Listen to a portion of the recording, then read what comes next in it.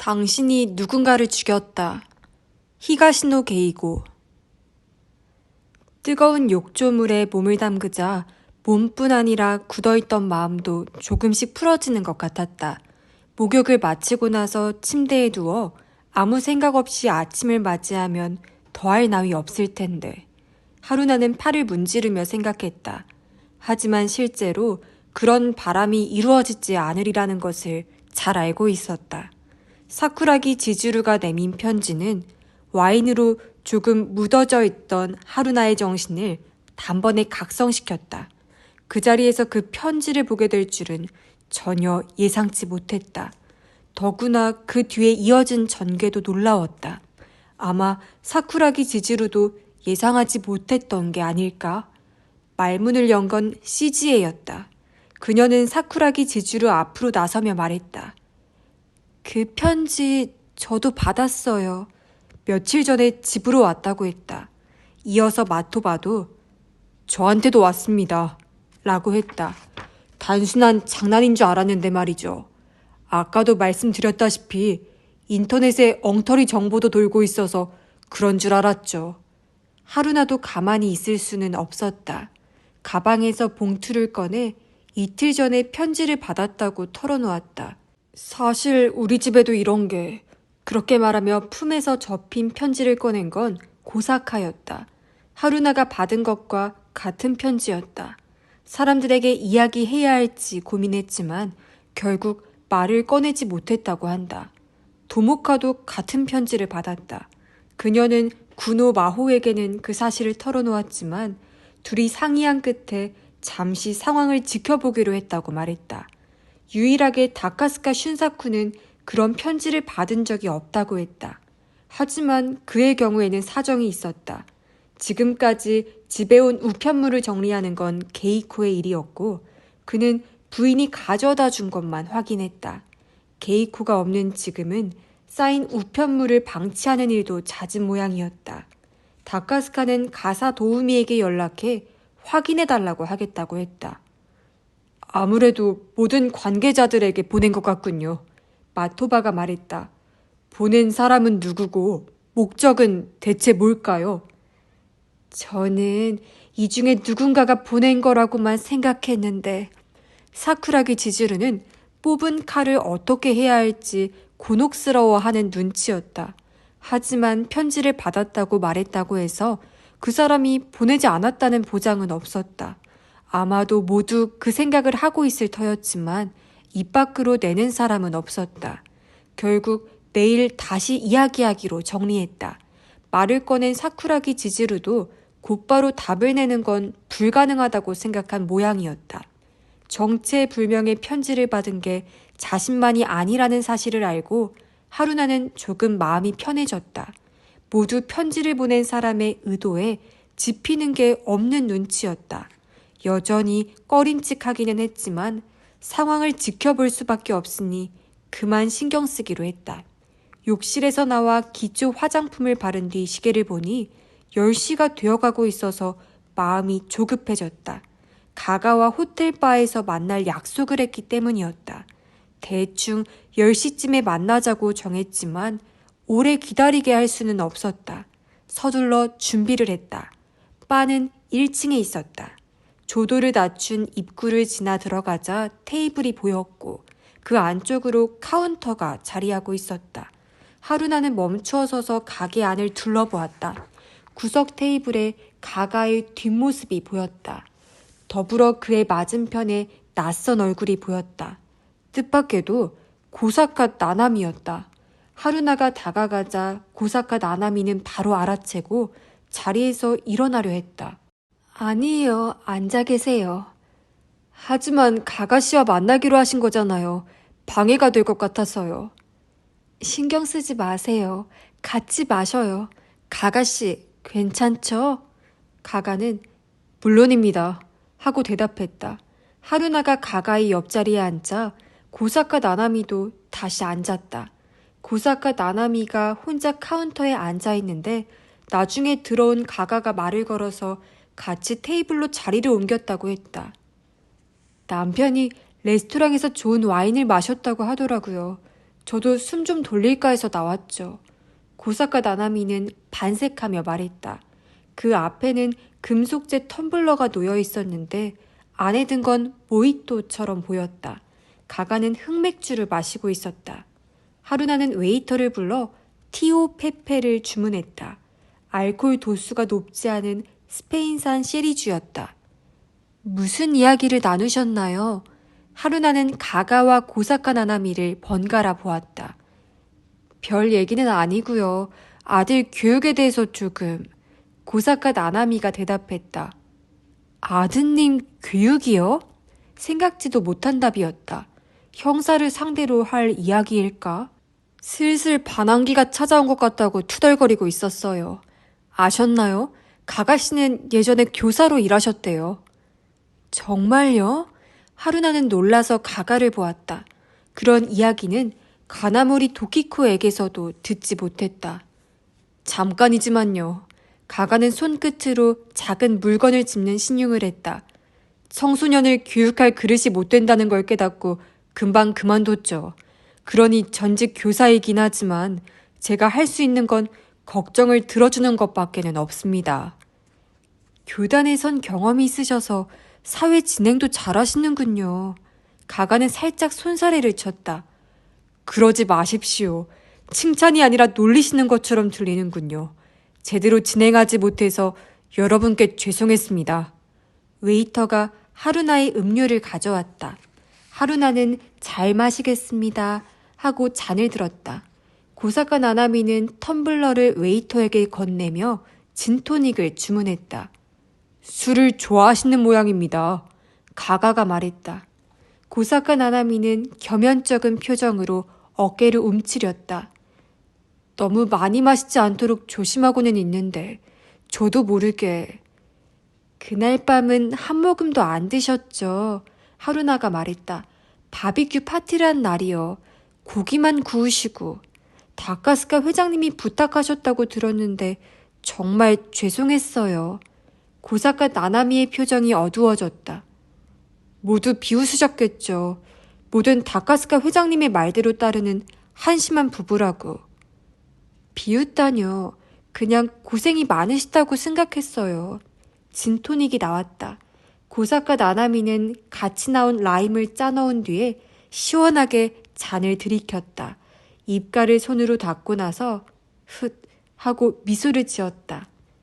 고생하지 않았다고는 못하겠네요. 회장님과 사모님께 버림받으면 우리 가족은 끝이니까요. 마음에 들기 위해 뭐든 해야 한다고 생각해요. 애초에 남편은 한번 회장님 내외를 배신했거든요. 아실지 모르겠지만 돌봐주신 은혜도 모르고 경쟁사로 갈아탄 전과가 있거든요. 그 이야기는 언뜻 들었어요. 이직하신 회사가 경영 파탄에 이르렀다고. 참 어이가 없죠. 좋은 조건에 눈이 멀어서 경영 상태도 알아보지 않고 이직을 하다니. 길바닥에 나앉게 되었을 때 다카스카 회장님이 다시 부르셨어요. 처음부터 다시 시작해보자고요. 정말 지옥에서 부처님을 만난 심정이었죠. 하지만 회장님은 결코 남편을 용서해 주신 게 아니었어요. 오히려 아직도 믿질 않으시죠. 이번 여름에 같이 별장에 가자고 제안하셨을 때 전 이건 시험이라고 생각했어요. 시험이요? 충성심이 진짜인지를 확인하기 위한 시험이요.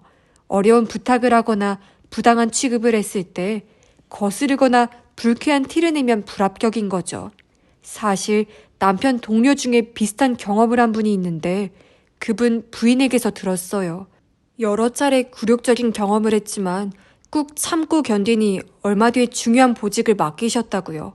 그래서 별장에 가기 전에 남편하고 둘이서 상의했어요. 어떻게 해서든 시험에 합격하자고요. 고사카 나나미의 이야기를 듣고 하루나는 순간적으로 현기증이 났다. 대체 어느 시대 이야기인가 싶었다. 요즘 세상에 이런 어처구니 없는 일이 있을 수가 있나? 그건 갑질 아닌가요? 그렇죠. 갑질이죠. 고사카 나나미는 순순히 인정했다. 증거를 남겨서 고소하면 재판에서는 이길 수 있을지도 모르죠. 하지만 그렇게 일을 크게 만들어도 저희에게 좋을 건 없어요. 시험이 영원히 계속되는 것도 아니고 회장님 내외의 신뢰만 얻으면 장래는 보장되니까요. 자존심도 없나 싶으시겠지만 자존심이 밥 먹여주는 것도 아니고요. 경멸할 거라면 하라지. 그런 심정이에요. 빠르게 말을 쏟아내며 고사카 나나미는 진토닉을 마셨다. 물 흐르듯 유창하고 말투도 조금 편해졌다. 아무래도 술 기운이 도는 모양이다. 그래서 시험 결과는 어떻게 됐습니까? 가가가 물었다. 고사카 나나미는 잔을 든 채 고개를 갸웃했다. 어떻게 됐을까요? 불합격은 아니었던 것 같지만 이제 와서는 확인할 방법이 없네요. 합격, 불합격을 정하는 건 사모님이시거든요. 그런가요? 하루나는 놀라서 무심코 목소리가 살짝 커졌다. 고사카 나나미는 하고 웃음을 흘렸다. 애초에 가족 동반으로 여행에 따라오게 해서 온 가족이 충성심을 내보이게 하는 방식 자체가 사모님의 아이디어예요. 그분에게 밉보이면 아무리 회장님에게 잘 보여도 소용없거든요. 천하의 회장님도 사모님께는 길을 못 폈고요. 애시당초 다카스카 그룹이 이만큼 큰 데는 사모님 친정의 도움이 컸거든요. 그런 얘기는 처음 들었어요. 회장님 내외와 알고 지낸 지 얼마 되지 않으신 것 같으니 그럴 수도 있죠. 하지만 다른 분들은 잘 알고 계셨어요. 생일 선물을 준비했잖아요. 선물요? 사건이 일어나고 별장을 떠나기 전에 사모님 짐을 정리하는 걸 도왔는데 선물이 2개나 있더라고요. 하나는 스카프고 하나는 향수였어요. 카드에 적힌 이름을 보니 사쿠라기 지지루 씨와 구리하라 유미코 씨가 드린 것이었어요. 그 2분이 선물을... 다카스카 그룹과 연을 맺기 위해서는 누구에게 잘 보여야 하는지 아셨던 거죠. 그분들만 그런 게 아니라 야마노우치 시즈에 씨도 그렇죠. 일부러 생일 케이크까지 주문하셨잖아요. 사모님이 그러시더라고요. 이 별장지에 모이는 여자들은 모두 보통 내기가 아니다. 불여우의 암표범밖에 없다고요. 고사카 나나미는 진토닉을 마시고 만족한 듯 한숨을 내뱉더니 하루나를 보고 손사래를 쳤다. 아, 하지만 와시오 씨는 아니에요. 사모님은 와시오 씨에 대해서는 잘 모르시는 것 같았으니까요. 불려우의 암표범밖에 없다라. 가가가 말을 받았다. 그게 누구를 가리키는 말이었습니까? 이를테면 불려우는 누구일까요? 그건... 고사카 나나미는 뭔가 생각난 듯 눈을 깜빡거렸다. 그러고는 진토닉 잔을 코스터에 내려놓았다. 잘 모르겠네요. 그렇게까지 자세한 얘기는 못 들어서요. 죄송합니다. 제가 좀 과음한 것 같아요. 쓸데없는 소리를 떠들었네요. 방금 한 얘기는 못 들은 걸로 해주세요.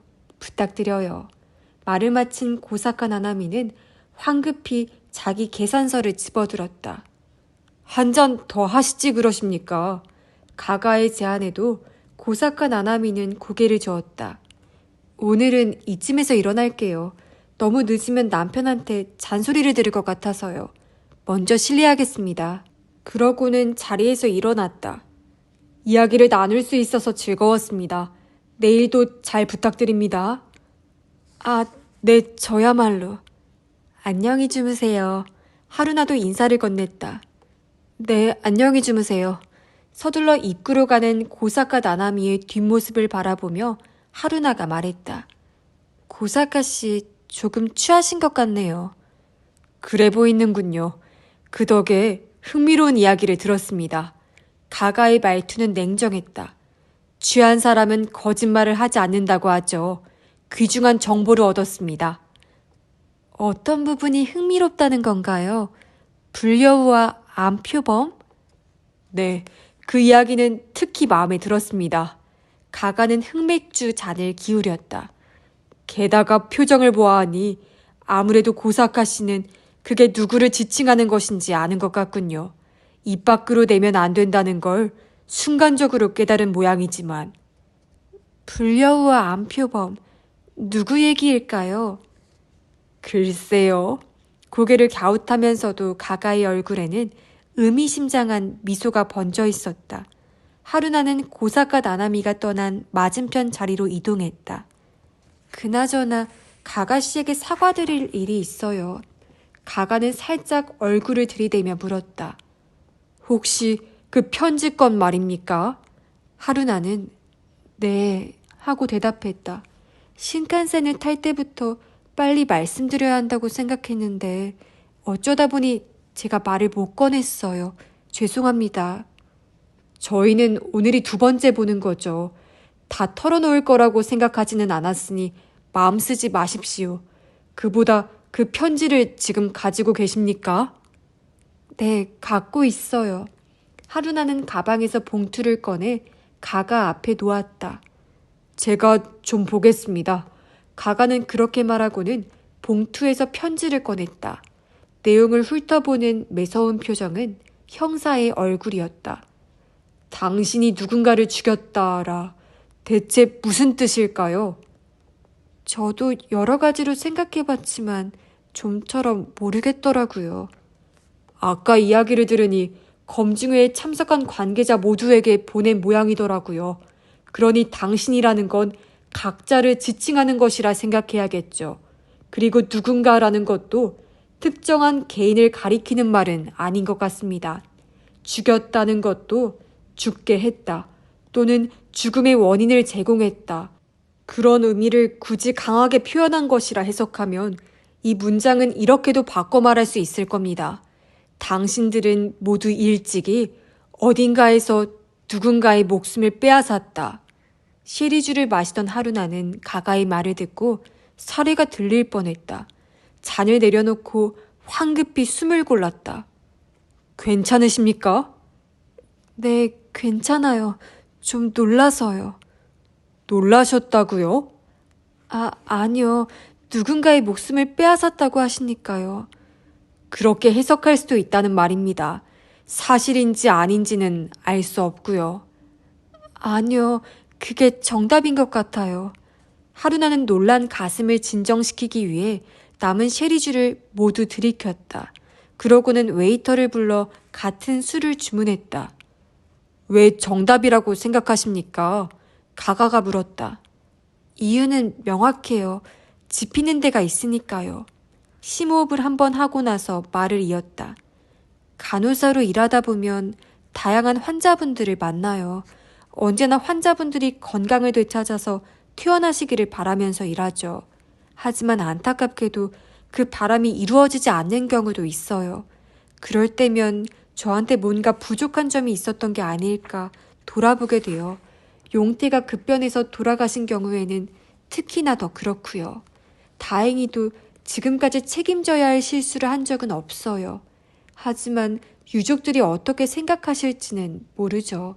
환자가 세상을 떠난 건 그 와시오 하루나라는 간호사가 제대로 대응하지 못했기 때문이 아닌가. 그렇게 의심하는 사람이 단 한 명도 없다고는 단언할 수 없으니까요. 몇 달 전 수액을 맞던 중에 신부전으로 사망한 노인이 있었다. 수액 약제는 제각각 투여 시간이 정해져 있다.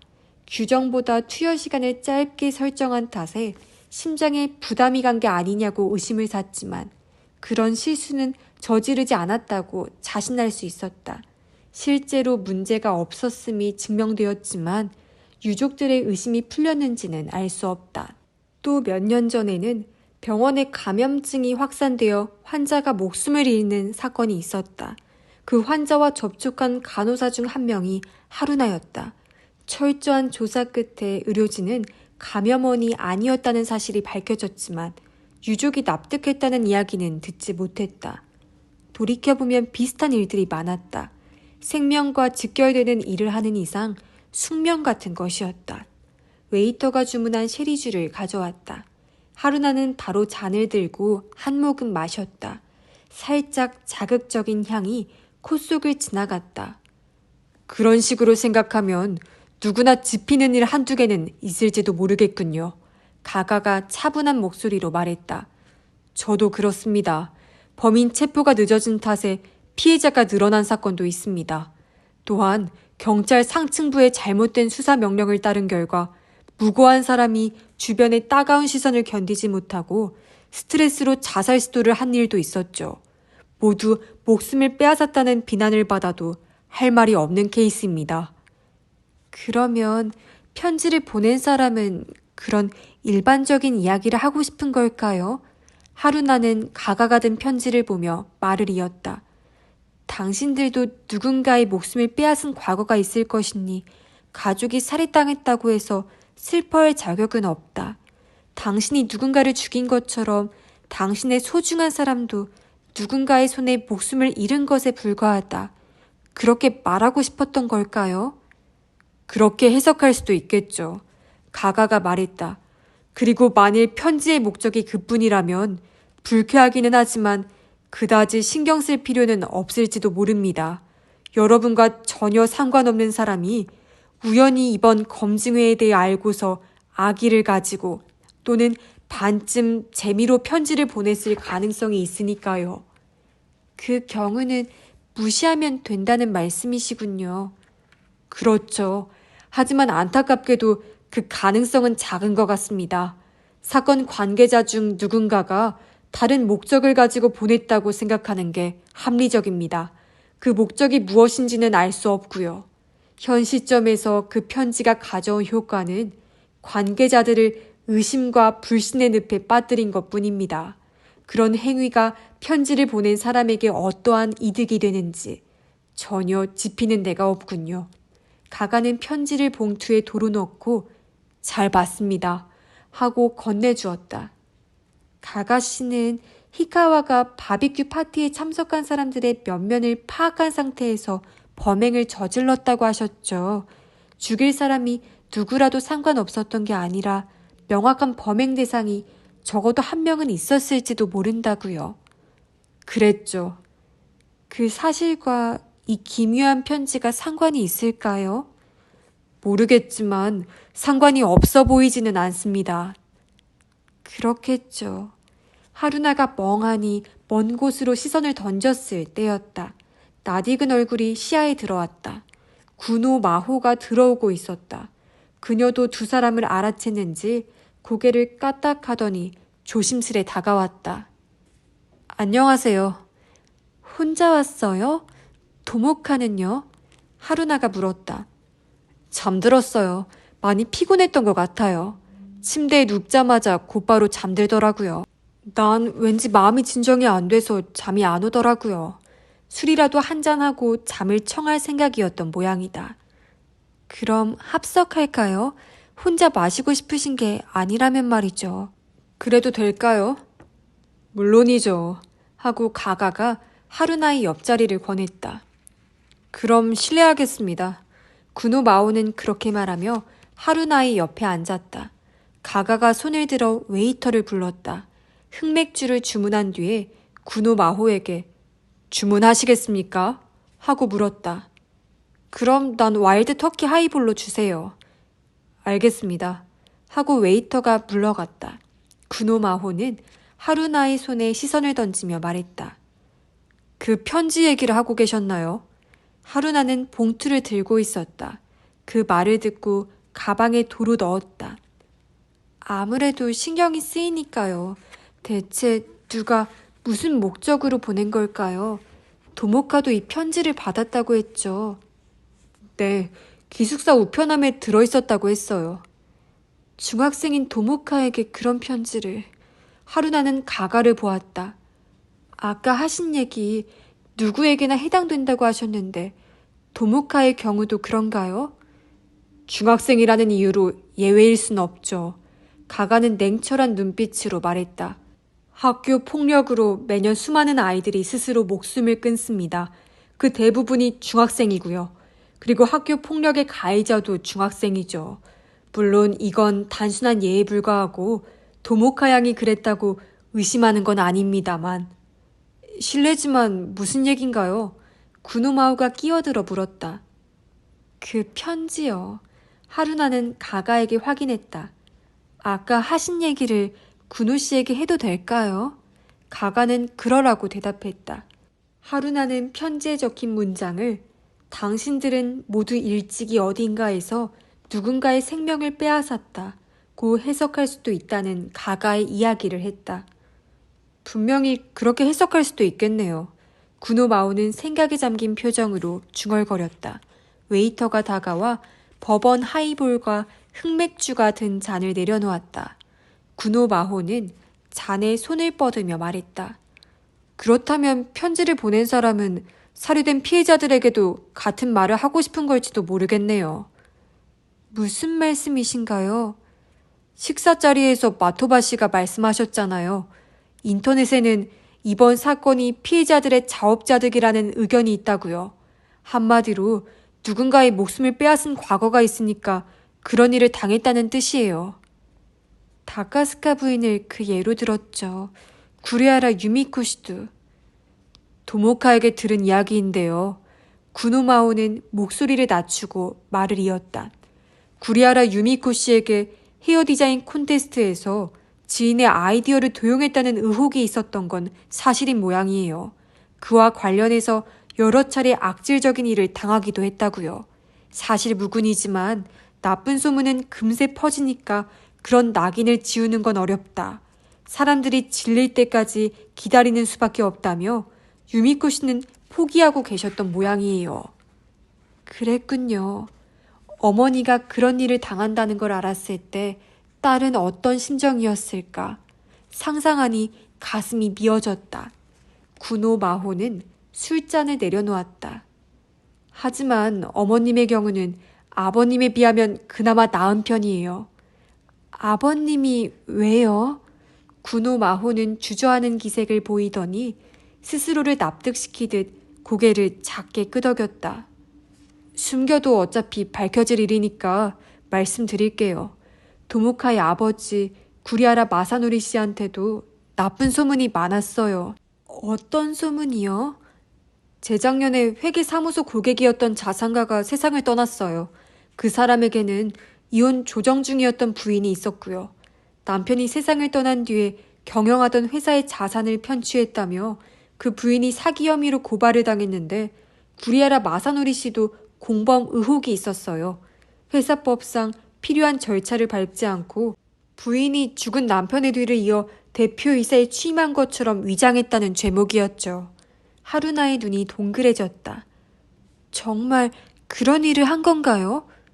모두 오해고 자신은 결백하다고 가족에게는 그렇게 말씀하셨다는군요.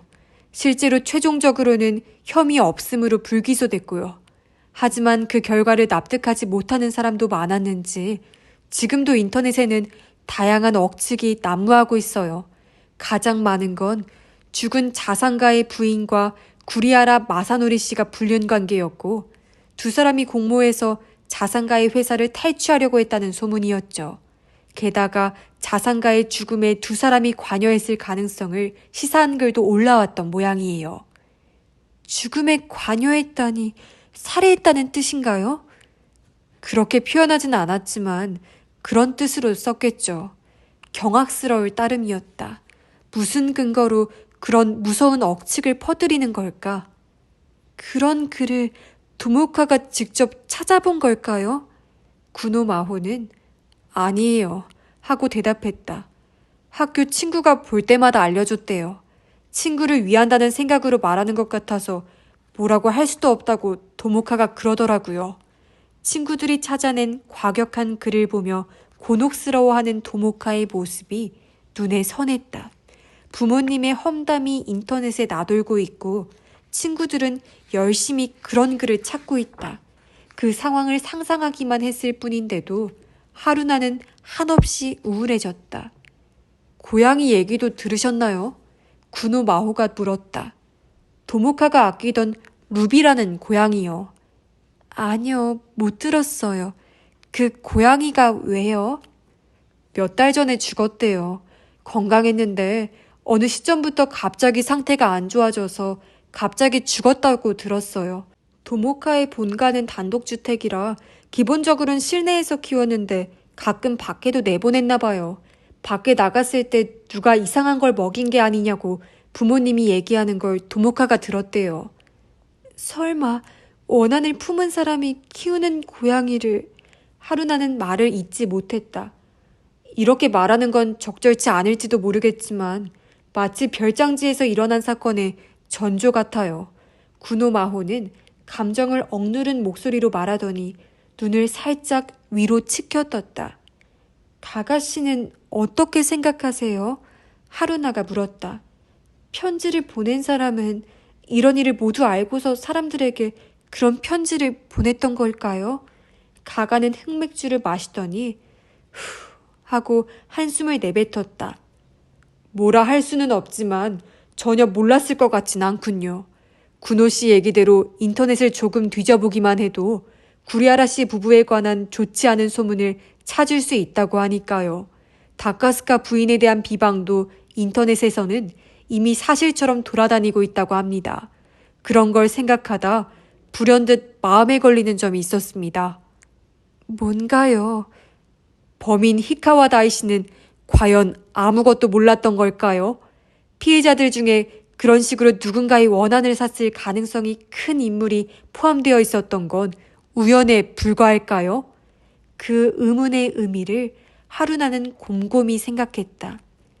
그럼 히카와가 그런 것들을 사전에 조사해서 범행 대상으로 택했다는 뜻인가요? 하지만 가가는 묵묵부답이었다. 뭔가 생각에 잠긴 눈치였다. 그게 무슨 말씀이신가요? 구노마오가 옆에 둔 숄더백에서 작은 노트와 볼펜을 꺼냈다. 자세히 말씀해 주세요. 가가는 구노의 손을 보았다.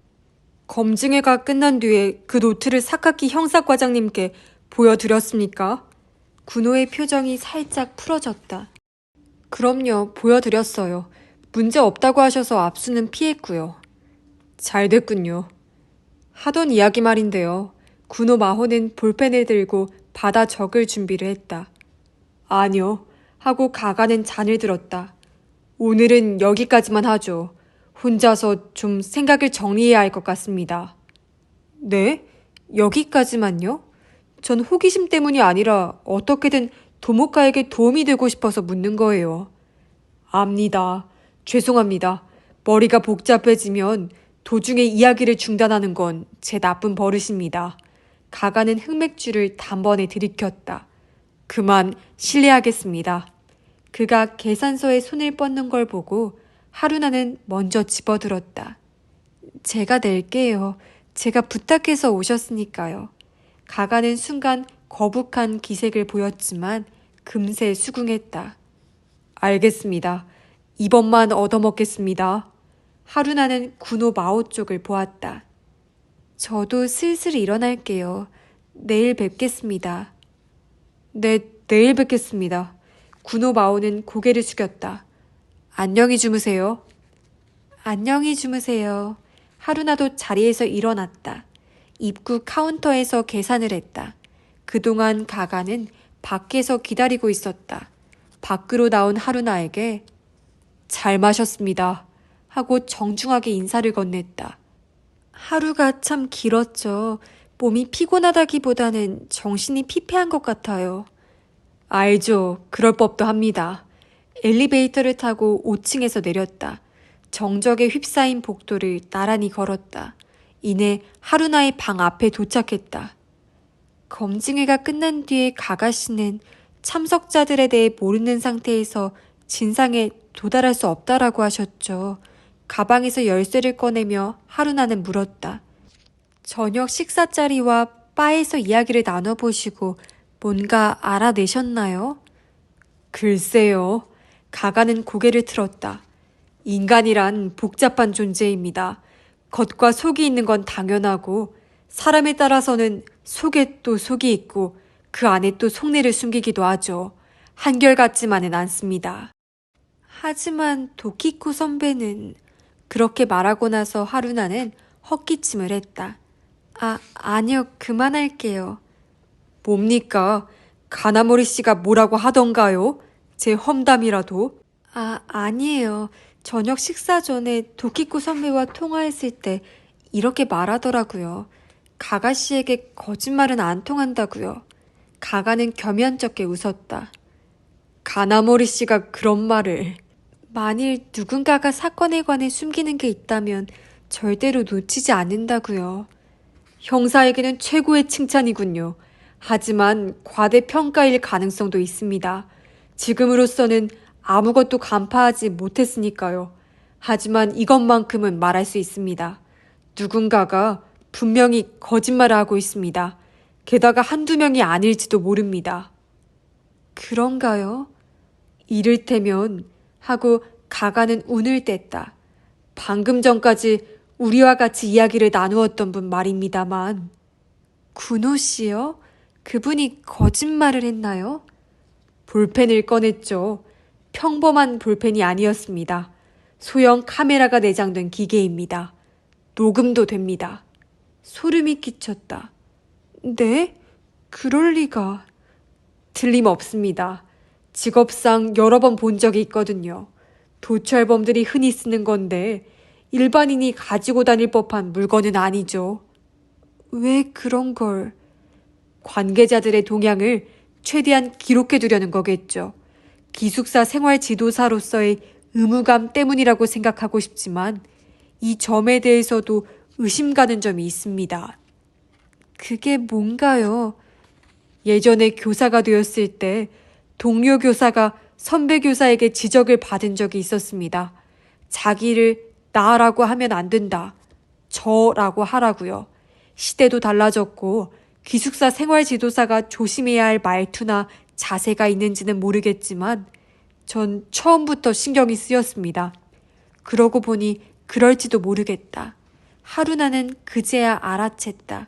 군호 마호의 1인칭은 처음부터 줄곧 나였던 것 같다. 기숙사 생활 지도사라는 게 그럼 다 거짓말이라고요? 단언할 수는 없습니다. 하지만 만일 거짓말이라면 거짓말을 하는 사람이 또 한 명 있다고 봐야겠군요. 가가는 집게 손가락을 세웠다. 말할 것도 없이 도모카 양입니다. 그 아이도 거짓말을 하고 있어요. 무슨 목적으로 그런 거짓말을... 모르겠습니다. 그 두 사람 나름대로 뭔가 생각이 있어서겠죠. 그것이 나쁜 꿍꿍이가 아니라는 보장은 없고요. 가가는 진지한 눈으로 말을 이었다. 그러니까 일단 이 사실은 다른 사람들에게는 비밀로 해주십시오. 저도 입 다물고 있겠습니다. 네, 알겠습니다. 가가는 손목시계를 보았다. 그럼 내일 뵙죠. 푹 쉬십시오. 네, 쉬세요. 안녕히 주무세요. 인사를 남기고 가가는 걸음을 옮겼다. 손을 뻗어 더듬더듬 스마트폰을 찾았다. 액정 화면에 표시된 숫자는 오전 2시 3분. 아까 보았을 때부터 고작 20분밖에 지나지 않았다. 그동안 졸았던 것도 아니고 그저 눈을 감고 있었을 뿐이다. 방으로 돌아온 하루나는 바로 옷을 갈아입고 침대에 누웠지만 묘하게 머리가 맑아져서 도무지 잠이 오질 않았다.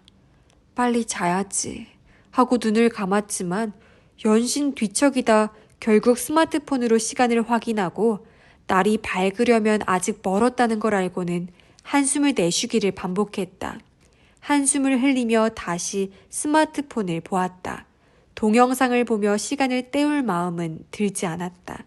마음에 걸리는 건 사건 피해자들이 인터넷상에서 중상 비방을 당하고 있다는 이야기였다. 지금까지 사건을 검색해 본 적은 한 번도 없었다. 사건이 어떻게 보도되고 있는지 아는 게 두려웠고 무엇보다 떠올리고 싶지 않았다. 히카와 다이시에 대해서도 언론 보도 이상으로 자세히 알고 싶지 않았다. 망설이며 인터넷에 접속했다. 어떤 키워드로 검색하면 좋을지 잠시 생각한 끝에 별장지 이름과 구리하라 마사노리라는 이름을 넣었다. 곧바로 여러 기사가 표시되었다. 제일 먼저 눈에 들어온 건 사건 자체에 대한 기사였다. 유명 별장지에서 일어난 참극, 남녀 6명 피해, 5명 사망이라는 제목이었는데 피해 내용만이 적혀 있었다. 에이스케에 대해서도 도쿄에 거주하는 와시오 에이스케 씨라고 명기되어 있었다. 하루나의 이름은 나오지 않았다. 그 밖에도 비슷한 기사를 여러 건 찾았다. 모두 신문 기사를 인터넷에 올린 것이었다. 히카와 다이시가 체포되었다는 기사도 있었다. 검색 결과를 훑어보던 하루나는 헉 하고 숨을 삼켰다. 별장지에서 살해된 공인 회계사의 추악한 진실이라는 제목이 눈에 들어와서였다. 어딘가의 게시판에 올라온 글 같았다. 주저하며 제목을 클릭했다. 그러자 느닷없이 다음과 같은 댓글이 눈에 들어왔다. 살해된 구리아라는 2년 전 의문의 죽음을 맞이한 자산가의 담당 공인 회계사다. 자산가의 부인 A가 유산을 상속받았는데 자산가가 경영하던 회사의 대표이사에 취임해 회사를 사유화했다. 뒤에서 조종하던 인물로 지목된 것이 바로 구리아라다. 실은 A와 그렇고 그런 사이라 둘이 짜고 회사를 가로채려 했던 모양이다. 사기죄로 고발당했지만 증거 불충분으로 불기소. 사악한 계획이 성공을 거두나 싶더니 이번 사건이 일어난 것. 히카와 다이시는 영웅이다. 범인 히카와에게 표창장을 보내자. 이런 게 첫 댓글이니 이어지는 댓글들은 안 봐도 뻔했다. 구리아라 마사노리를 매도하는 댓글들밖에 없었고 무슨 오해가 있어서 사기죄로 고발당했을 가능성을 언급하는 댓글은 전무했다. 그 중에는 아내인 구리아라 유미코에 대한 언급도 있었다. 구리아라의 부인은 아오야마에서 고급 미용실을 경영하는데 훔친 디자인으로 콘테스트에서 우승한 전력이 있다. 끼리끼리라 할까? 쌍으로 천벌을 받았네. 하늘의 감사. 읽다 보니 불쾌해져서 일단 브라우저를 닫았다. 마토바와 고사카 그리고 구노 마호가 이야기했던 것과 다르지 않았다. 자세히 검색하면 더 많은 중상모략이 나오겠지. 다카스카 게이코의 이름으로 검색해도 분명 비슷할 것이다. 끔찍한 세상이다. 다시금 그런 생각이 들었다. 살인사건 피해자를 비방해서 얻는 게 대체 뭐란 말인가? 우울한 기분으로 스마트폰 화면을 바라보는 동안 불현듯 이런 생각이 들었다. 우리는 어떨까? 에이스케도 이런 말들을 듣고 있는 걸까?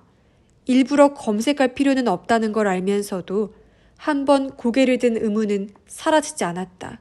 지금 넘어가더라도 언젠가 검색해서 볼 것이 틀림없었다. 매도 먼저 맞는 게 낫다고. 그럴 바에야 지금 검색하자. 스스로를 설득하며 하루나는 스마트폰을 조작했다. 지역명과 와시오 에이스케라는 단어를 입력하고 떨리는 손으로 클릭했다. 줄줄이 뜬 기사를 보고 심장이 쿵쾅거렸다. 하지만 구리아라 마사노리 때와 마찬가지로 사건을 전달하는 신문 기사가 대부분이었다. 숨을 고르며 화면을 내렸다. 이내 제목 하나가 눈에 들어왔다. 별장지 살인사건 피해자들의 다른 얼굴이라는 제목이었다. 원래 주간지 기사인데 인터넷에도 공개된 것 같았다. 하루나는 짚히는 데가 있었다. 취재 요청이 들어온 적이 있었다. 상대의 태도에서도 성의가 느껴져서 단순히 호기심만으로 취재하려는 게 아니라는 건 잘 알 수 있었다. 그럼에도 거절한 건 제 안에서 무엇 하나 정리되지 않았기 때문이었다. 틀림없이 어떤 질문에도 제대로 대답하지 못했을 것이다. 그 기사인가? 누가 취재에 응했던 걸까? 기사 전반부는 사건의 개요를 설명하는 것이었다. 별장에서 즐겁게 여름 휴가를 보내던 사람들이 범인의 이기적인 동기로 살해된 사실이 담담하게 서술되어 있었다. 이어서 피해자들이 어떤 사람이었는지에 대해 지인의 증언 등을 통해 전달하는 내용이었다. 먼저 구리아라 부부였다. 인터뷰에 응한 건 회계사무소와 미용실의 직원들, 그리고 부부의 고객들이었다. 읽어보니 아까 게시판에 글에 적힌 내용 같은 건 이런 반구도 없었다. 모두 두 사람의 인품을 칭찬하고 죽음을 애도하며 범인을 향해 강렬한 분노를 내비치고 있었다. 하루나는 안심했다. 아무래도 이 기사에 피해자들을 중상 비방하려는 목적은 없는 것 같았다. 다카스카 게이코나 사쿠라기 요이치에 대해서도 마찬가지였다. 다카스카 게이코에 대해서는 젊은 시절부터 다카스카 회장을 헌신적으로 내조해온 다카스카 그룹의 숨은 공로자라고 표현했으며 사쿠라기 요이치에 대해서는 자신의 신념을 관철해온 의료인이라고 칭송하고 있었다. 그리고 에이스케. 뜻밖에도 기자는 취재를 위해서 에이스케의 고향인 도야마까지 찾아간 것 같았다. 에이스케의 소꿉친구가 인터뷰에 응했다. 그는 결혼에 4살짜리 아들이 있었다. 아이는 선천적인 질환을 앓고 있어서 격렬한 운동을 할 수 없었다. 에이스케는 아이의 생일에 어떤 스포츠 장비를 선물했다. 보치아라는 스포츠였다. 양팀이 표적구가 되는 하얀 공을 향해 자기 팀의 공을 던지거나 밀어서 상대팀보다 더 가까이 보내는 것을 겨루는 경기였다. 원래 뇌성마비 장애인이나 운동 기능에 장애가 있는 중증 장애인이 즐길 수 있도록 고안된 스포츠로 패럴림픽 정식 종목으로도 채택되었다. 때문에 병약한 아이라도 즐길 수 있을 거라고 생각한 것이다. 낯선 스포츠라 처음에는 아이도 별 관심을 보이지 않았다고 한다. 그래서 에이스케와 친구는 둘이서 게임을 하는 모습을 아들에게 보여주었다. 어디까지나 아이가 관심을 가지게 하기 위해서였다. 하지만 하다 보니 둘 다 진지해졌고 열이 오른 끝에 규칙을 둘러싸고 언쟁을 벌이게 되었다. 친구의 아내가 중재하지 않았으면 싸움으로 번졌을지도 모른다고 했다. 하지만 이 모습을 지켜보던 아들은 자기도 해보고 싶다고 말했다. 어른들이 그토록 빠져드는 스포츠라면 분명히 재미있을 거라고 생각한 모양이다. 그 후로 아이는 보치아를 좋아하게 되었고 그걸 계기로 적극적인 모습을 보이게 되었다고 한다. 서두르고 적당히 하는 법을 몰랐지만 그렇기 때문에 사람의 마음을 움직이는 녀석이었습니다. 그런 사람이 이유도 없이 살해당하다니 이런 부조리한 일이 있어도 됩니까? 친구는 눈물을 흘리며 그렇게 말했다고 한다. 기사를 다 읽은 하루나는 스마트폰을 내려놓았다. 에이스케에 대한 기사나 글은 더 있을지도 모른다. 하지만 찾아볼 마음이 사라졌다. 어쩌면 가가의 말대로 히카와에게는 명확한 범행 대상이 있었을지도 모른다. 하지만 그 인물에게는 분명 사리를 갖게 할 만한 이유가 있었을 것이다. 그러니 그 대상은 에이스케가 아니다. 그런 생각을 하며 하루나는 눈을 감았다. 다시 눈을 떴을 때 커튼 사이로 새어들어오는 햇살이 보였다. 날이 밝은 모양이다. 머리맡에 놓아둔 스마트폰을 확인했다. 화면에 표시된 시각은 오전 7시였다. 조금은 눈을 붙인 덕분에 머리가 맑았다. 샤워를 마치고 화장을 하다 공복감을 느꼈다. 어젯밤에 메인 요리를 남겼기 때문일지도 모른다. 아침은 건너뛰려고 했는데 조금은 먹어두는 게 좋겠다고 생각을 고쳐먹고 옷을 갈아입었다. 조식 장소는 어젯밤과 같은 메인 다이닝이었다. 입구에서 방 열쇠를 제시하자 안으로 들여보내 주었다. 뷔페식이었고 자리도 정해져 있지 않았다. 쟁반에 접시를 올리고 요리를 둘러보고 있는데 옆에서 누군가가 안녕하세요 하고 인사를 건넸다. 구리하라 도모카였다. 조금 떨어진 곳에는 구노 마호의 모습도 보였다. 아, 안녕. 오늘도 잘 부탁드립니다. 나야말로 잘 부탁해. 그럼 나중에 뵈어요. 도모카는 쟁반을 들고 고개를 숙인 뒤 멀어졌다. 소녀의 뒷모습을 바라보며 하루나는 자신이 중학생 때 저렇게 공손한 말투를 쓸 수 있었던가 하는 생각을 했다. 음식을 적당히 담아서 빈 테이블을 찾아 앉았다. 당근이 들어간 채소 주스를 한 모금 마시고 나서 포크를 들었다. 그릇에는 오믈렛과 찐 채소를 담았다. 수프는 미네스트로네를, 빵은 갓 구운 크루아상을 담았다. 도모카와 구노마호는 하루나의 자리에서 4테이블 떨어진 곳에 마주 앉아 묵묵히 식사를 하고 있었다.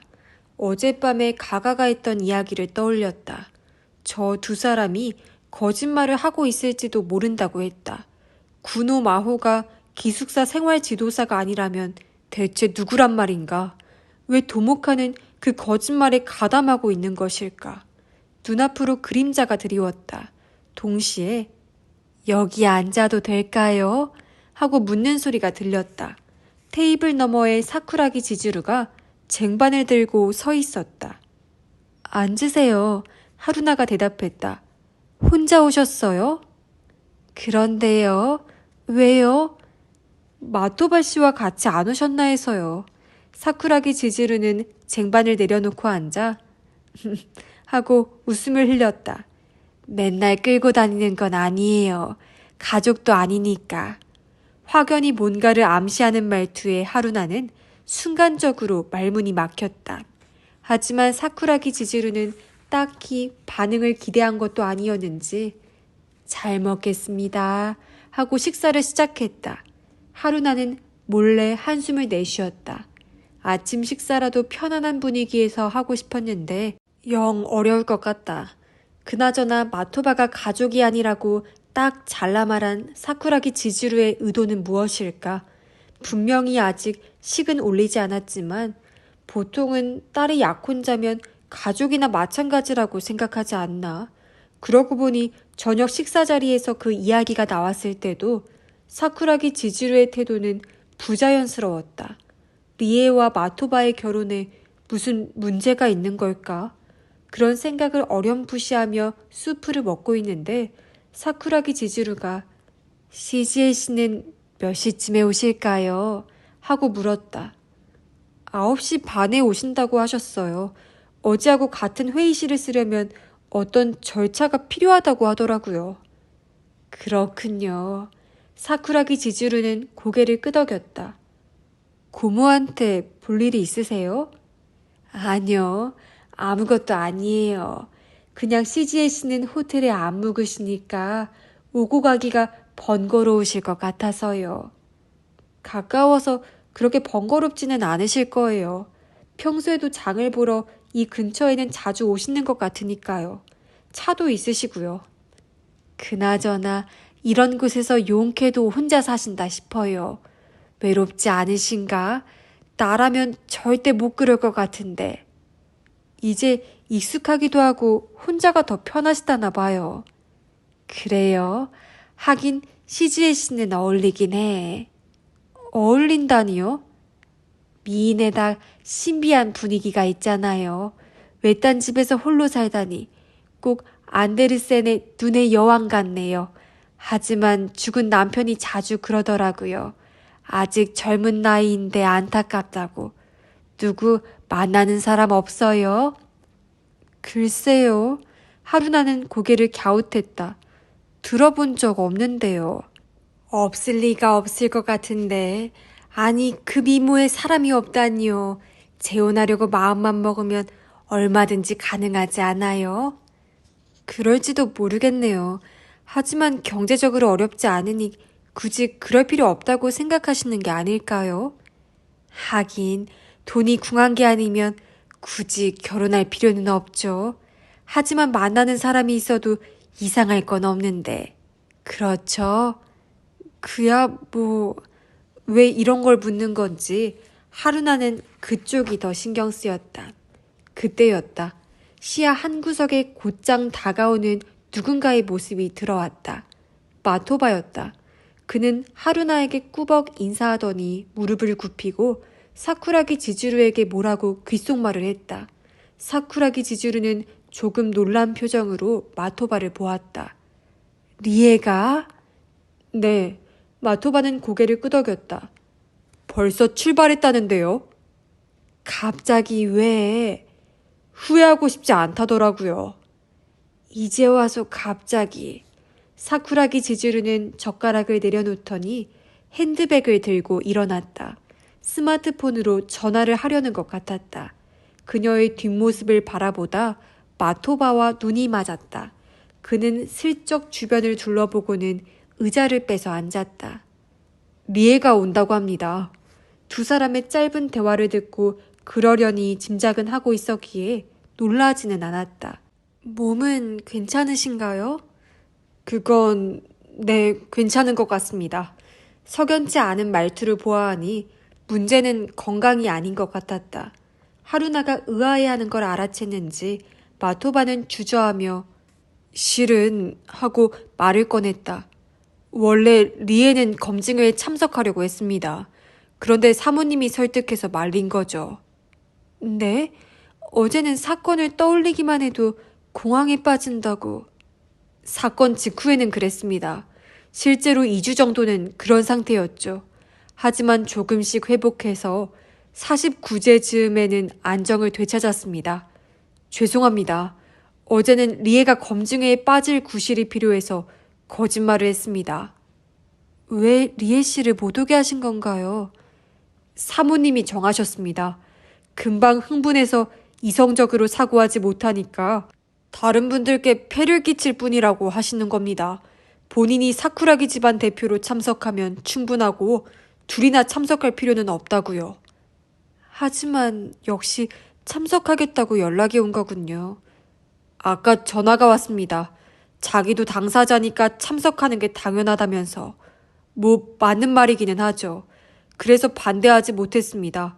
신칸센을 타고 온 데서 제가 역까지 데리러 나가기로 했습니다. 마토바는 손목시계를 보며 일어났다. 그 전에 배를 좀 채워야겠군요. 하루나는 크루아상 마지막 한 조각을 입에 넣고 빈 접시를 정리했다. 예상대로 아침 식사를 느긋하게 즐기지는 못했다. 레스토랑을 나설 때 접수를 받는 직원에게 가가라는 사람이 왔냐고 물었다. 객실 번호를 물어봐서 대답하자 7시 정각에 왔다고 한다. 이미 한참 전에 아침 식사를 마친 모양이다. 그렇게 일찍 일어나서 무엇을 했을까? 어쩌면 그의 명석한 두뇌는 이미 활발하게 움직이며 오늘 검증회에 임할 준비를 착착 해나가고 있는지도 모른다. 가게를 나와 엘리베이터를 타러 가는 중에 통로 옆 소파에서 사쿠라기 지즈루가 통화를 하는 모습이 보였다. 리에와 통화가 끝나지 않은 걸까? 그 진지한 옆모습에서 여느 때의 여유는 느껴지지 않았다. 가가에게 전화가 온 건 화장을 고치며 친구들의 메시지를 확인하고 있을 때였다. 만나자거나 식사를 하자고 권하는 내용도 있었다. 그들은 모두 하루나가 겪은 비극을 알고 있었기에 그녀를 배려해 표현에 무척 신경을 쓴 티가 났다. 언제까지고 친구들이 신경 쓰게 하고 싶지는 않지만 그렇다고 어떻게 해야 할지 갈피를 잡을 수가 없었다. 네, 와시오 하루나입니다. 푹 쉬셨어요? 전화를 받으며 인사를 건넸다. 안녕하세요. 좀 주무셨습니까? 조금요. 가가 씨는 무척 일찍 일어나셨더라고요. 아셨습니까? 생각해야 할 일이 많아서 시간을 허투루 쓰고 싶진 않았거든요. 그래서 말입니다만 와시오 하루나 씨에게 묻고 싶은 게 있습니다. 가가는 할 이야기가 있는데 방으로 와줄 수 있느냐고 물었다. 조금 민감한 얘기라서 듣는 귀가 없는 곳에서 하고 싶습니다. 제가 찾아가도 되지만 여성분 방에 들어가는 것도 좀 그래서요. 저는 상관없으니까 제 방으로 오셔요. 괜찮으시겠습니까? 그럼 5분쯤 후에 노크하겠습니다. 네, 알겠습니다. 기다리겠습니다. 남의 눈에 띄고 싶지 않은 것들을 치울 시간을 주려고 5분 뒤에 가겠다고 한 것이리라. 속옷 같은 게 널브러져 있진 않았지만 소지품은 최대한 치웠다. 5분이 조금 지나서 노크 소리가 났다. 가가는 마운틴 파카를 걸치고 작은 배낭을 메고 있었다. 하루나에게 돌려드리겠습니다. 하고는 주물로 된 열쇠를 내밀었다. 이미 방을 정리하고 나온 모양이었다. 이 방에는 베란다가 없고 커다란 창문 옆에 작은 테이블과 의자가 놓여 있었다. 그곳에서 하루나는 가가와 서로를 마주 봤다. 저한테 묻고 싶으신 게 뭔가요? 가가는 자세를 바로 하고 진지한 눈빛으로 말문을 열었다. 말씀드리기 송구스럽습니다만 와시오 씨에게는 무척 괴로운 기억과 관련된 일입니다. 다름이 아니라 쓰러진 남편분을 발견했을 때의 일입니다. 쿵. 모래주머니가 위장 바닥으로 떨어진 기분이 들었다. 하지만 거절할 수는 없었다. 표정에 드러나지 않도록 배에 한껏 힘을 주고 네 하고 대답한 뒤 형사의 눈을 바라보았다. 남편분은 2곳의 상처를 입으셨습니다. 하나는 옆구리, 또 하나는 가슴. 가슴에 나이프가 꽂혀 있었고 그게 치명상이었습니다. 그렇죠? 네, 맞습니다. 문제는 옆구리의 상처입니다. 나이프를 뽑았기 때문에 상당량의 출혈이 있었을 겁니다. 만일 그 상태에서 움직였다면 혈흔이 떨어져 있었을 거고요. 그래서 드리는 질문입니다만 남편분 주변에 그런 흔적은 없었습니까? 자세히 기억나지는 않습니다만 피는 많이 흘렸던 것 같아요. 지혈하느라 정신이 없었거든요. 지혈, 응급처치를 하셨군요. 물론이죠. 어떻게든 처치를 해야 한다고 생각했어요. 지혈은 어떻게 하셨습니까? 남편 주머니에서 손수건을 꺼내서 상처 부위를 압박지혈했어요. 그것밖에 없어서. 지혈 말고는 또 남편이 이름을 불렀어요. 빨리 의식을 찾게 하는 게 중요하니까요. 이름을 부르셨다고요? 그건 구명 조치의 정석입니까? 네, 아마 그럴 거예요. 가가는 고개를 끄덕였다. 질문은 이상입니다. 이게 단가요? 이걸로 충분합니다. 힘든 기억을 떠올리게 해서 죄송합니다. 여기 오기 전부터 각오하고 있었어요. 신경 쓰지 마세요. 가가는 손목시계를 확인했다. 시간이 조금 남았긴 한데 저는 먼저 가 있겠습니다. 빨리 와 있는 다른 참석자분이 계실지도 모르니까요. 그분들과 이야기라도 나눌 수 있으면 도움이 될 것 같습니다. 귀한 정보를 얻을 수 있을지도 모른다는 말씀이시군요. 맞습니다. 가가는 자리에서 일어났다. 저도 금방 나갈게요. 체크아웃을 마치고 회의실로 가겠습니다. 알겠습니다. 가가가 나간 뒤 하루나는 짐을 챙겼다. 하지만 가가의 질문이 머릿속에 맴돌아서 이따금 동작을 멈췄다. 왜 그런 질문을 했을까? 하루나의 간호사 경력을 인정해서 묻는 것이겠지만 답에 잘못된 점이 없었는지 조금 불안해졌다. 오전 9시 반이 되기를 기다렸다 객실을 나왔다. 프런트에 가자 체크아웃하는 고객들이 줄지어 서 있었다. 기다리는 동안 로비 소파에 앉아있는 시지에의 모습이 보였다. 시지에도 하루나를 보고 살짝 손을 흔들었다. 오늘은 짙은 갈색 팬츠에 파란색 니트 차림이었고 신발은 운동화였다. 체크아웃을 마치고 시지에에게 다가갔다. 하루나의 얼굴을 보자마자 시지에는 어젯밤에는 잘 잤니? 하고 물었다. 모두 같은 질문을 한다. 그냥 조금요. 하고 가가에게 했던 것과 비슷한 대답을 했다. 고모, 오늘은 스포티한 차림이네요. 그렇지. 어제 가가씨가 끝날 때쯤 그러시더라고. 내일은 움직이기 편한 복장이 좋을지도 모르겠다고. 가가씨가? 왜 그런 복장이 좋대요? 물어봤는데 그냥 생각이 있다고만 하시던데. 넌 아무 말 못 들었니? 나한테는 아무 말 안 하던데. 그래?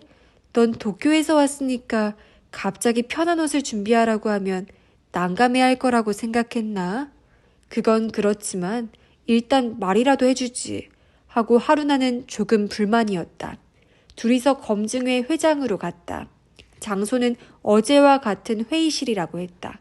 오늘은 페트병에 든 음료를 준비해달라고 했다고 CGA가 말했다. 그 편이 목이 마르면 각자 자유롭게 마실 수 있어서라고 했다. 어제도 누가 그랬지만 남들을 잘 챙기는 사람이었다. 정말 사귀는 사람이 없을까? 회의실로 들어서자 화이트보드 앞에 서서 뭔가를 쓰는 가가의 모습이 보였다. 보아하니 별장과 그 주변 지도를 그리는 것 같았다. 가가는 하루나와 시지에를 돌아보고는 꾸벅 고개를 숙였다. 고사카 가족도 와 있었는데 어제와 같은 자리에 앉아 있었다. 구석 테이블에 시지에가 부탁한 대로 병 음료가 준비되어 있었다. 페트병 뚜껑을 열고 차를 마시며 무심코 화이트보드에 그려진 지도를 보았다. 길과 건물을 간략하게 그려놓은 건 어제와 같았지만 곳곳에 X 표시가 되어 있었다. 그게 무엇인지 생각하다 금방 알아챘다. 범행이 일어난 곳이다. 게다가 피해자가 사망한 케이스다. 구리아라 별장 차고에는 2개의 X 표시가 되어 있었고 조금 떨어진 곳에 삼각형 표시가 되어 있었다. 마토바가 찔린 곳인 모양이다. 그는 사망하지 않았기 때문에 X 표시가 아닌 것이다. 실제 수사본부에서도 이런 식으로 그릴까? 가가의 뒷모습을 바라보며 하루나는 그런 생각을 했다. 문을 열고 사쿠라기 지즈루가 혼자 들어왔다. 다소 매서운 표정으로 역시 어제와 같은 자리에 앉았다. 이어서 구리하라 도모카와 구노 마호가 들어왔다. 인사를 건네서 하루나도 답했다. 하지만 가가에게 그런 이야기를 들은 뒤라 마음이 영 편치 못했다. 학생과 기숙사 생활 지도사로는 보이지 않았다. 구노 마호가 젊어서인지 조금 나이 차이가 나는 친구 사이라고 해도 믿을 것이다. 다음으로 나타난 인물을 보고 하루나는 숨을 삼켰다. 사쿠라기 리에였다. 그 뒤를 따라 마토바가 들어왔다. 리에는 진 회색 정장 차림이었다. 바지가 아니라 스커트를 입은 건 정장 바지 차림의 어머니에 대한 반발심에서일지 모른다. 리에 씨 하고 시즈에가 그녀를 불렀다. 오셨군요. 네, 리에는 힘주어 대답했다. 컨디션은 괜찮아요? 전혀 문제 없어요. 어제는 참석 못해서 죄송했습니다. 마토바가 사쿠라기 지즈루가 있는 쪽으로 리에를 데려가려 했다. 하지만 리에는 고개를 젓더니 조금 떨어진 곳에 자리를 잡았다. 마토바는 단념한 듯 그 옆에 앉았다. 사쿠라기 지즈루는 말없이 시선을 다른 곳으로 돌리고 있었다. 그로부터 조금 지나 다카스카 슌사쿠가 들어왔다. 자신이 제일 마지막에 나타나지 않으면 직성이 풀리지 않는 것인지도 모른다. 하루나는 그런 생각을 하다가 아직 오지 않은 사람이 있다는 사실을 깨달았다. 사카키 형사과장님은 조금 늦으신다고 연락이 왔습니다. 다카스카가 말했다. 10분, 15분 정도라고 하니 기다려주시면 감사하겠다고. 참관인이 늦어서 죄송하다고 사과하시더군요. 그럼 오실 때까지 기다릴까요? 가가가 말했다. 기다리는 동안에 그 얘기를 할까요? 사쿠라기 지주르가 제안했다. 어젯밤에 제가 보여드린 괴문서 말이에요.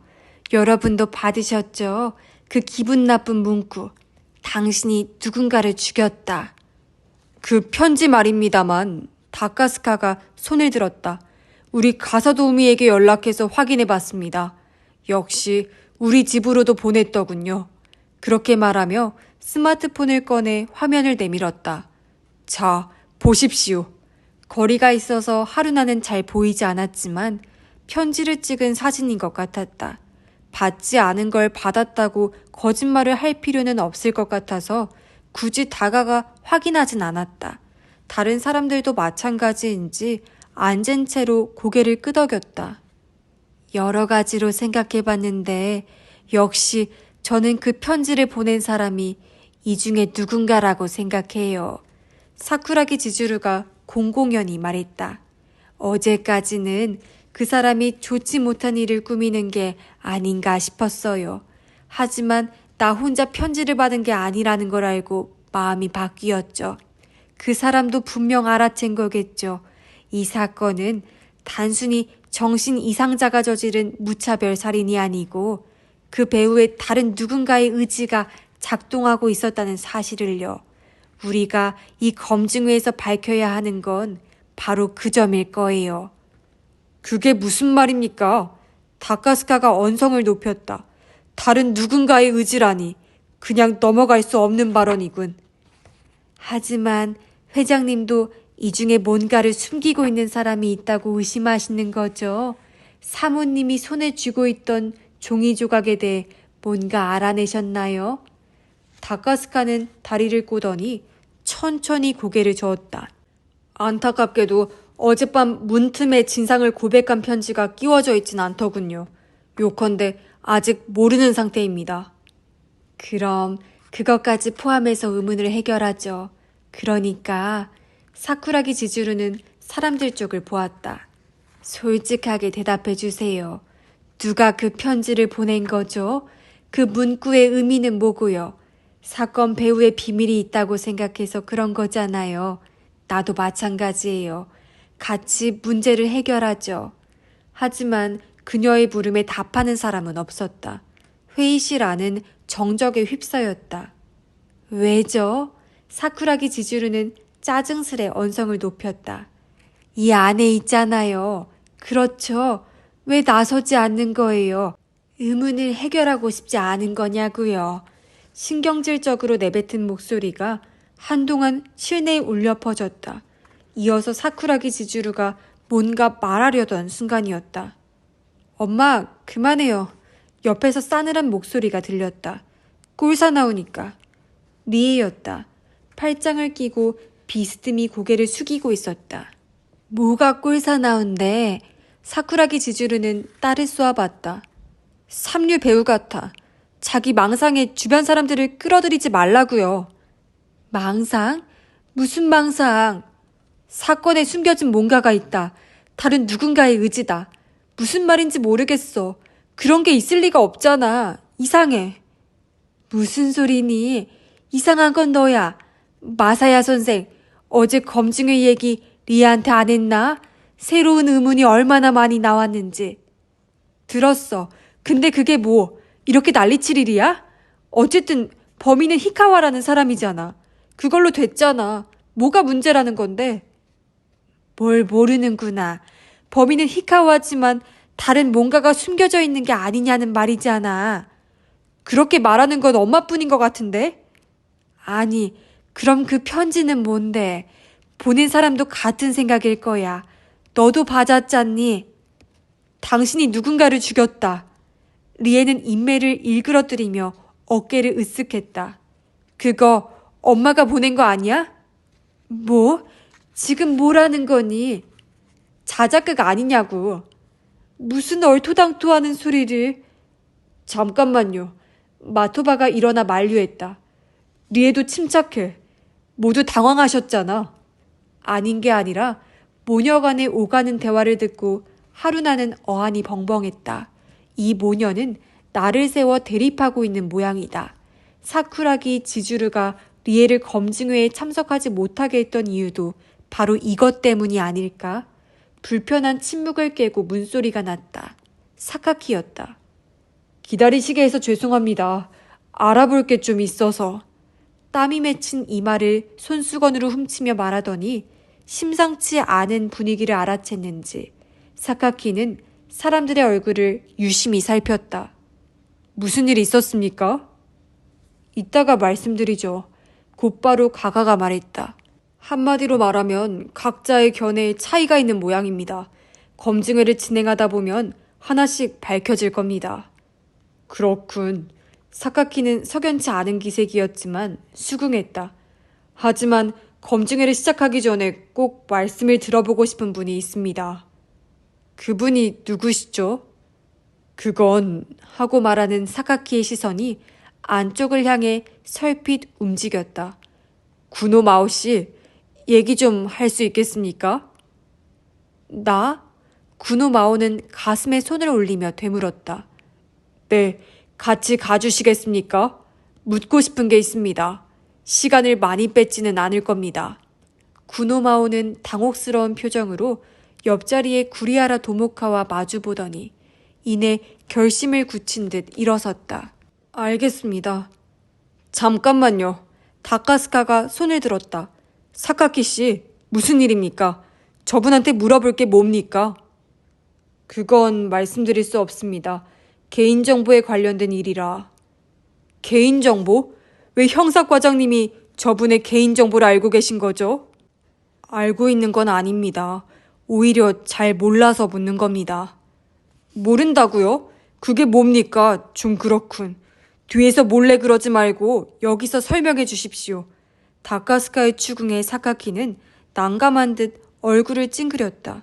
한편 구노마오는 자기와 상관없다는 듯 무표정했다. 사카키는 체념한 듯 고개를 절레절레 저었다. 알겠습니다. 그럼 여기서 묻도록 하죠. 그는 구노마오 쪽을 보았다. 사적인 검증회라 해도 경찰이 입회한 이상 참석자의 신분은 확실하게 파악해둘 필요가 있습니다. 그래서 군호 씨에 대해서도 확인을 해야겠다고 생각해 구리하라 도모카 양의 기숙사에 문의했습니다. 돌아온 답은 기숙사에 군호 마호라는 생활지도사는 없다는 것이었습니다. 사카키는 군호에게 시선을 고정한 채 말을 이었다. 어떻게 된 일인지 이해할 수 있게 설명해 주시겠습니까? 갑작스럽게 폭로된 사실에 시인의 분위기가 바뀌었다. 놀라움과 의혹, 그리고 두려움이 깃든 눈빛이 군호 마호라는 이름을 댄 여자에게 쏠렸다. 하지만 하루나에게는 그다지 충격적인 발언이 아니었다. 역시 가가가 꿰뚫어본 대로였나 싶어서 그의 능력에 새삼 감탄했을 따름이었다. 군호 마호가 작게 한숨을 흘렸다. 이윽고 사카키 쪽을 보며 말문을 열었다. 말씀이 맞아요. 생활 지도사라는 건 거짓입니다. 군호 마호라는 이름도 가명입니까? 현 시점에서 본명은 아니지만 사회에서 쓰고 있어요. 언젠가 본명이 될 예정이고 그걸 위해 준비하고 있죠. 준비? 부모님의 이혼이요. 무사히 이혼 절차가 끝나면 어머니 호적에 들어가서 외가 쪽 성을 쓸 생각이에요. 그게 군호고요. 그럼 진짜 성은 뭡니까? 진짜 성은 군호 마호는 심호흡을 하더니 사람들을 둘러보고 나서 말을 이었다. 히카와예요. 히카와 마호. 그게 내 본명입니다. 이미 눈치채셨겠지만 히카와 다이씨의 동생입니다.